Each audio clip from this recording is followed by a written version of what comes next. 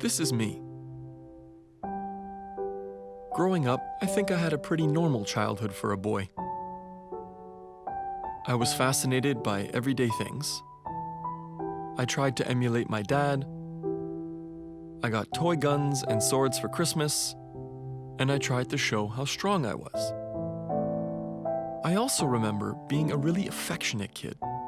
All I wanted to do was hug people and be close with them. Whether it was my mom, or my brother, or even our pet rabbit. But somewhere along the way, I lost that affectionate nature. I didn't have any sort of traumatic experience or anything happen to me like that. But somehow, years later, and without even realizing it, I woke up one day completely numb to my own emotions and struggling to feel connected with other people. What happened to me? Why did I feel so cold inside? How did I go from being a loving and affectionate kid to an adult who struggled to feel close to people?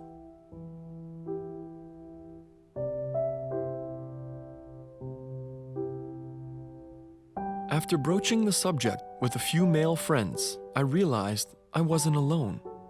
I discovered they also didn't know why or how they got to that point, and we all felt we had to silently deal with it on our own. So I started to wonder, do most men feel like this? And is it because of the expectations of what it means to be a man? Well, I decided to find out.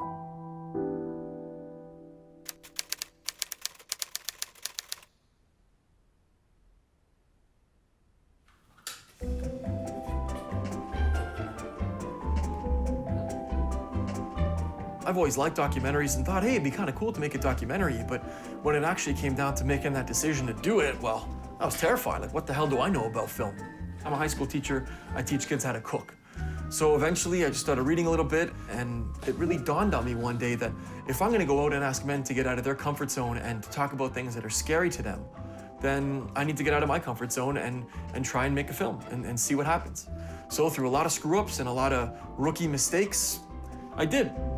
Slight anxiety, but what you gonna do?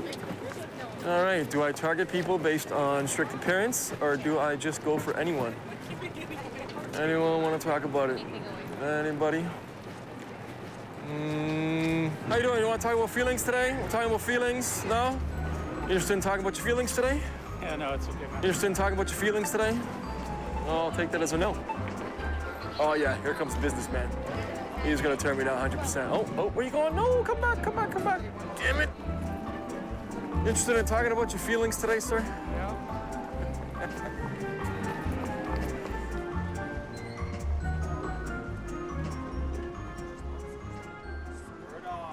Excuse me. Hi, we're filming a documentary today about men and masculinity, and we're wondering if you guys have a minute just to chat about it. Does she have to answer it, not me then? You both can. Oh, man. I don't want to not say no, but it's really open to say no. Shit, what about it? Yeah. Just about men, masculinity, what it's like being a man in today's world, how it is dealing with a man in today's world. How long do I have to, all right, whatever. Yeah. So, as a man in today's society, how are you dealing with emotions and vulnerability? I seem to be all right with it. I don't know, I don't really seem to hide a lot. I'm pretty outspoken. I guess it helps. I mean, there's different ways. I think people associate dealing with emotions only in one sense. It's like in the sense we see it on television where you have to like cry and like run to your guy friends and maybe cry it out. But sometimes it's just, being upright at the moment. In my case, if I have an issue, I deal with it generally right then and there. And then most of the time I don't have a big grudge or anything on my back. I just kind of shrug it off and walk off from it. And that seems to help. I don't really have a lot of like... Help how? Well, it just seems to not build any anxiety on me. And I feel kind of honest about it. I don't really feel like I'm hiding a lot, and it kind of makes it easier for me to deal with people later on. I see guys around here just like scrambling to be men, but they don't really understand half of what it means. Like, I'm not saying I do, but I do think a lot of those men who are scrambling seem to all be lacking the same thing, and that's just a lot of confidence. And I think that usually stems from not understanding what the fuck it means to be a man. I couldn't help but to be impressed at how such a young man just naturally knew how to be himself. Totally impervious to the social pressures surrounding him on a daily basis. What was his secret? And why isn't every man so able to deal with his internal struggles? As I continued searching to talk to other men, I faced a common reality, where most men struggle when opening up to others and to themselves. I lost count of those who passed by, unwilling to have this discussion, hiding behind a facade that was guarding them from the rest of the world.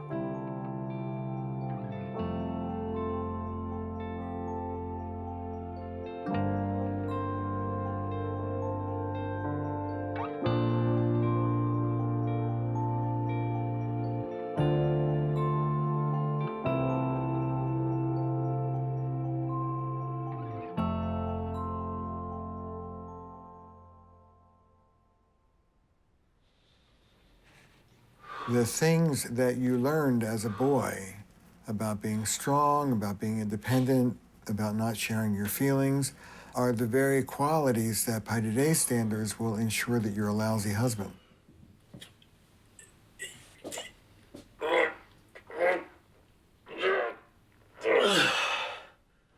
Women are wanting more from men than the traditional role of men has raised us to be able to deliver, and there's a lot of tension in long-term heterosexual relationships.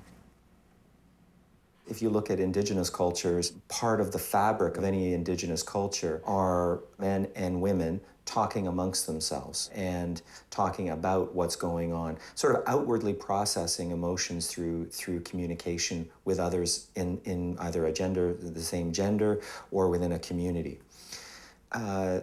In Western civilization, and I'm not exactly sure when the moment happened, but that's fallen apart. Men and boys were segregated, meaning they went to work in factories, they went off to wars, and their contact with families, their contacts with communities dissolved. And with that dissolution, men suddenly felt that they were islands unto themselves when it came to emotional issues that they were dealing with. I lived in Australia for a couple of years, and there were some really dark times. There were some really tough times for me. And I knew deep down that I just needed to talk to someone about it. I needed to reach out. And I knew I had a friend back home in Canada who I could have called and just said, you know what, I'm having a really tough time over here. And I don't know why, but I just couldn't do it. I just couldn't pick up the phone for weeks and months. Intellectually, I knew that it was the right thing to do, but I just couldn't physically pick up the phone and have that conversation. It felt like it was gonna be too uncomfortable or weird or different to the point that it was unacceptable. So I never did. I just kind of suffered in silence. Before our boys learn to read, they have already read the code of masculinity. By 3, 4, 5, boys have already started to button down and shut down. And I think the important thing to understand is that this is not natural, this is not part of our biology, this is purely social, and that when boys do break the code, they get punished for it. This is an imposition, it is a traumatic imposition on little boys, and it's a trauma that haunts many men for the rest of our lives. One of the first workshops I did was a group of 14-year-olds, and I asked them if they could share some experiences where they remembered being gendered, where they were told they were only supposed to act a certain way because of their sex. And this 14-year-old put up his hand and he said he remembered when he was 4 years old, his dad said to him, "You're not allowed to cry anymore." Those messages are just the beginnings. They're just the seeds, if you will, of this idea that vulnerability is, especially in males, is something we don't want to experience, our society doesn't want to experience. One of the most harmful and common ways of insulting a guy is with homophobic insults. In many, many cases, if not most, people who are experiencing homophobia are often straight. And it's not because of their sexuality, it's because of their performance of masculinity, because it's the easiest and most hurtful way to insult a guy. The next question is, what do guys do to avoid experiencing homophobia? The summer between grade 7 and grade 8, when I was 12, I was molested by a family friend. He told me, well, guys at school, they do this kind of stuff to girls all the time, so that's kind of why I did it. And I felt like that was the worst excuse in the world. For a really long time, I was really angry, but I started thinking about how much pressure being in an environment like a middle school would have actually had on him, because this stuff starts really, really early. I kind of started to understand how maybe it was a pretty bad excuse, but at the same time, there was legitimacy to what he said about this pressures from school, because he probably didn't feel like he was man enough. It starts from there, and then as they get older, there's other issues that start to come up where they're juggling this act of, what they really want to do, but they're at this point they're starting to get so disconnected from that idea of what they want to be and who they want to be and who they can be, and they're living more this idea of what they're supposed to be. I remember feeling kind of a disconnect between what I was doing and how I really felt inside, and I couldn't really negotiate that within myself. And I remember this one time, probably about grade 8, where a bunch of my friends and I would tease this one girl because she was quite flat-chested. And there was this one particular day after school where we were sort of running through the field and she was ahead of us, and we were chasing after her, and kind of one at a time, we'd run up to her with a Kleenex and be like, "Oh, this fell out of your bra." And I remember when it sort of came to my turn to do it, I was running toward her, and I knew it was wrong, and I knew that I was gonna make her feel like shit, and I felt terrible inside, but I kept doing it. I don't have the language to explain why I did it. And I remember sort of running up to her and handing it out to her, and she turned around, and I'll never forget the look on her face. She had tears streaming down her face, and I just felt so horrible inside, and I knew it was wrong, and I still handed over that Kleenex and said the line like, "Hey, this fell out of your bra." And now I think back, and I can't even imagine what was going through my head. It wasn't really a thought process. It was just a feeling of doing something wrong, but I still did it anyways, and I don't know why. So we're just traveling around the city and we're talking to guys and we're trying to ask them different questions about their life and how they live. The first question I have is, how are you when it comes to talking about your emotions? Oh, talking about my emotions, I don't have any officially, so it's easy to talk about not having any. No, I probably keep those squashed. In what way? Well, now I'm gonna talk about my emotions. God. I think it's just something you're brought up with, My dad was very closed off emotionally, and I'm probably the same way. To not have a way to express what's happening inside of you, to not have an emotional literacy, I think that you start to rust from the inside. I think that what happens inside of your body is literally things start to corrode and they start to break down. What do you do with your emotions then? I let them pent up, and then I have a fit of rage every couple months. How's that working for you? Pretty bad. Well, what ends up happening when a man pretends he's okay is that he ends up exploding or getting depressed or drinking too much or hitting somebody. I mean, eventually it builds up. I say to guys, getting away from your own vulnerability is like trying to escape your own backside. It follows you no matter where you go. And we are, in fact, people who get nervous, people who get frightened, people who get sad. We have human vulnerabilities, and pretending that we don't sets up a lot of mental health issues. Would you say you subscribe to the traditional role of masculinity? I'd say that's definitely a part of my makeup and my character, and that's something that, like most men, I probably struggle with. Could you talk about those struggles and how they affect you, or just take us into what it's like? Well, I find when I get into a place like that, it's typically that I have some deeper underlying stuff that I need to go and explore. I tend to write, so that really is kind of like a creative key for me. Sometimes when I am bottling things up, I have to ask myself, what am I really fearful of? And it's really being able to express that I'm okay with being afraid of certain things, and voicing that. And part of communication, especially with somebody else, is risking being able to say that. I've always held it in, so it's kind of a battle to Why? get Why it have you out held there. it in? Ooh, why have I held it in? I guess it puts me in a spot of weakness. This is good. You can pay me later. Yeah. What are you going through inside? Yeah, I guess I'm lying in bed at night, battling to try to get my feelings out. Can you talk about that battle? What is that like? What is the battle like? They'll deny their own pain. It's like they never give themselves a right to feel pain. And maybe that's part of being a machine, right? Is that if I feel pain, then I might not function and then I won't have any value. It cheats us of our full human experience. I always say that being a man is like this very narrow little slice right now. And until we're allowed to be all the different versions of ourselves that we have inside of us, we'll only get that little slice. I was just working with a guy this weekend who had no internal life. He didn't feel anything. He didn't think about anything. He didn't reflect on anything.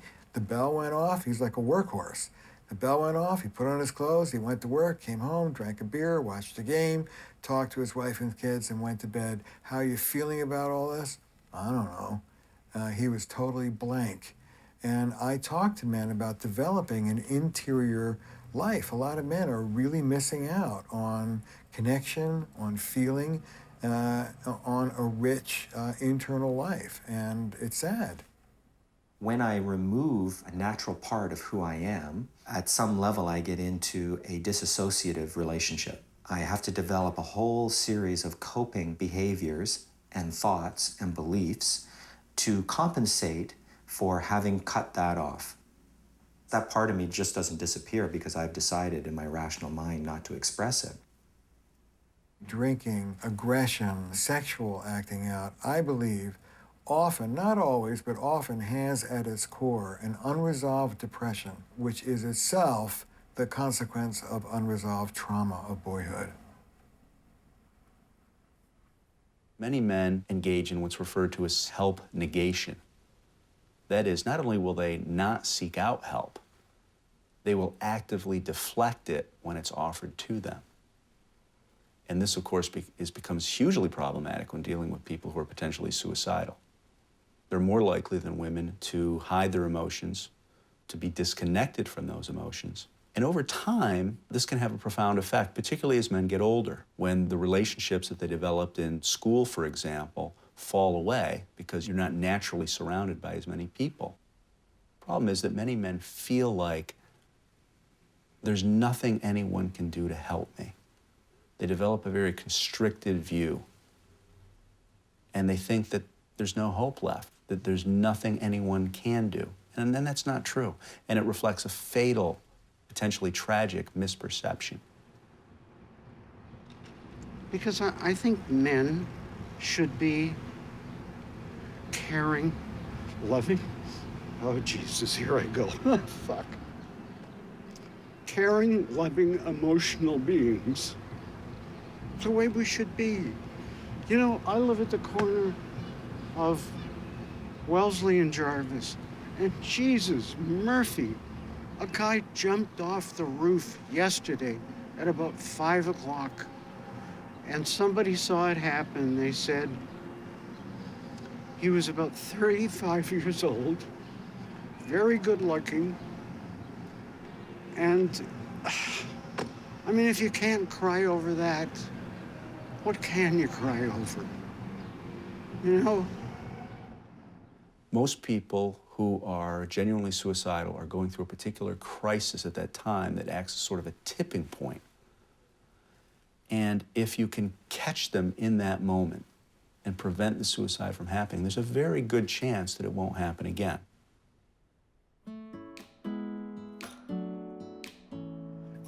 I was raised within a very cold family environment, very cool. I've learned to deal with emotions and have sought professional help only because they're part of what we are. I think it makes your life easier.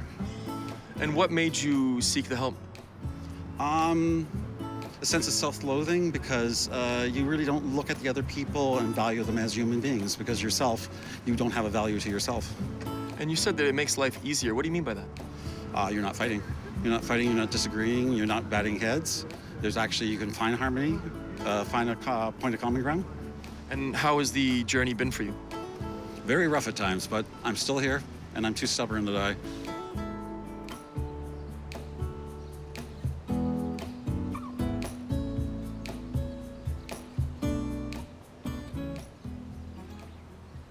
We have an emotional toolbox. Our parents give us that, life gives us that as we're growing up as far as how to deal with issues, how to deal with things. And because of the narrow idea of what a man can or can't be, because of constructs and concepts of masculinity, we encourage and support and push young men to be aggressive and assertive and tough and don't cry, etc. So what we're doing in effect is that emotional toolbox, we're giving every kid a mallet or a hammer, and that's the only tool they have in that box. There's no range of emotion. If you have a nurturing father who can listen to your feelings and is interested in your feelings, all the better, because you're learning as a man that that's something that's possible and allowable and good for you. Around 5, I saw my father physically abuse my mom and verbally abuse my mom. Some of my earliest memories are my mom's arm covered in bruises and my dad being in fits of rage and throwing furniture around the house, that sort of thing. And also seeing him as my father, and he was the man that I looked up to. And I got excited when he came home, but I also had this strong fear of him. As a father or just as a man, how are you when it comes to talking about your emotions? Not very good. How would you describe your dad's ability to talk about his emotions and what he's thinking and feeling? We yell and scream a lot, we let it out that way. And do you prefer to do it that way? Oh, no. No, it's just an impulse, But what would you prefer? Oh, to talk calmly, discuss things. We do discuss things. And were you able to talk with your father about your emotions? And could you talk a little bit Oh, about no, that? my father was a dictator. He was old school, We make men better fathers by letting them be whole people, by letting them be authentic whole people, by letting them have the full range of emotions. We need to normalize that men are not perfect, that men don't have all the answers, that men we're not complete, we're all works in progress, and we're not gonna be able to do everything on our own. And part of that is sometimes we need to reach out for help, and it's okay to ask for help. It's okay to say, you know what, I don't feel well right now. It's okay to say, I want to talk about this. It's okay to say, I don't want to do this. I can't help but notice how an invisible wall exists, a barrier separating ourselves from each other. I've found this journey has helped me remove some of my own barriers, simply by talking about things, which is ironic, as I've always thought of talking as a feminine characteristic. But it seems the more I talk, the easier the pieces of my wall start to fall, and in bigger pieces each time. So I can't help but wonder, if we get rid of these barriers, what might that kind of society look like? If I cut off something within myself, then I'm certainly not going to be open to seeing it in anybody else. So one could say that men cutting off their feminine essence or femininity within themselves has led to a certain extent to a sense of gender bias on the low end of the spectrum, and on the high end of the spectrum, on the continuum, it would be gender persecution.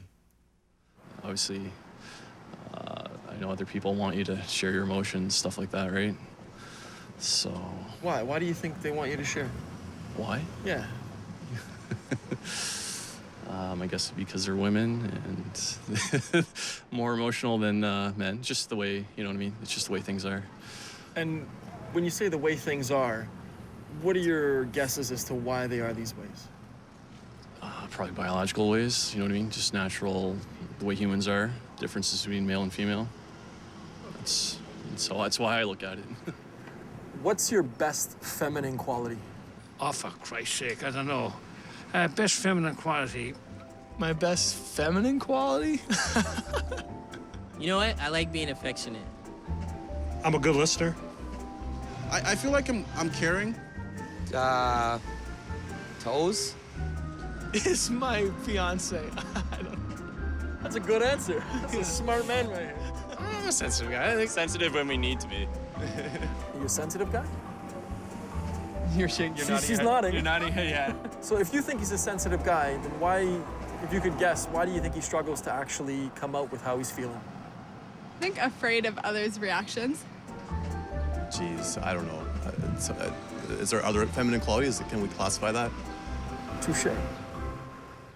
What I think the next step is for us as a society is to sort of break down those boxes, take the things that we like from both of them, the values, qualities, and characteristics of men and women, and make one set of values, qualities, characteristics that we think are profoundly valuable for every human being to be encouraged to have and explore.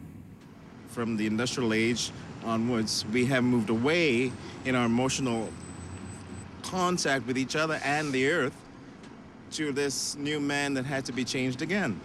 And I think we are on our way back to being where we should be, because we are becoming stronger because of it.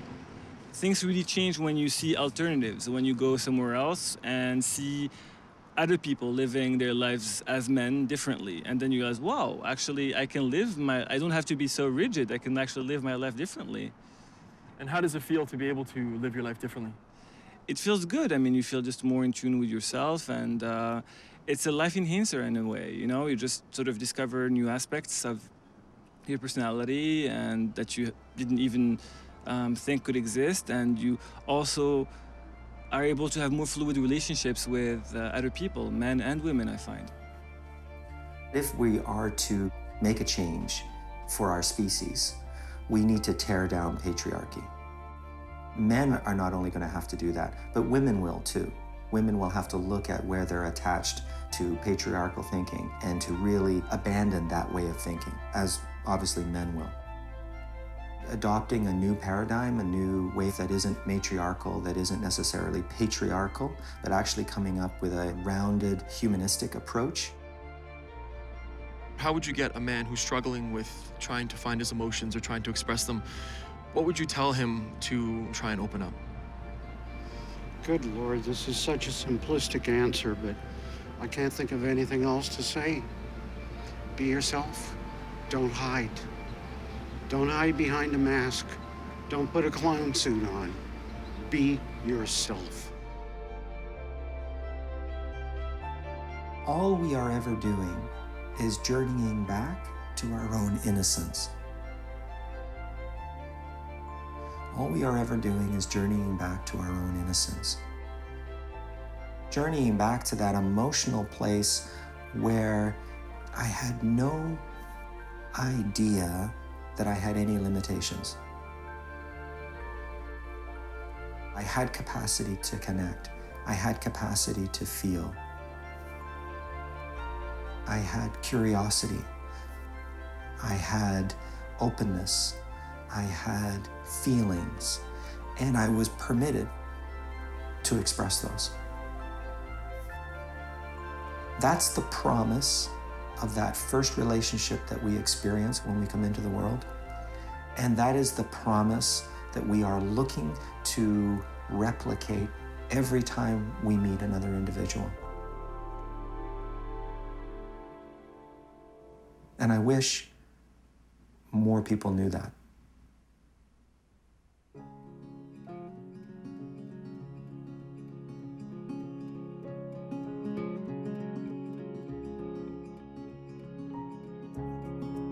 Most men feel constrained by the performance demanded of them, obliged to live within the boundaries of their defined gender role.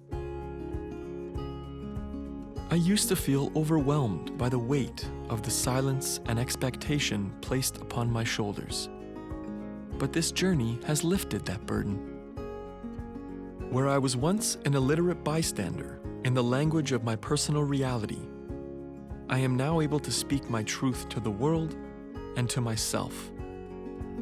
It may be true that most men lead lives of quiet desperation, but they need not have to.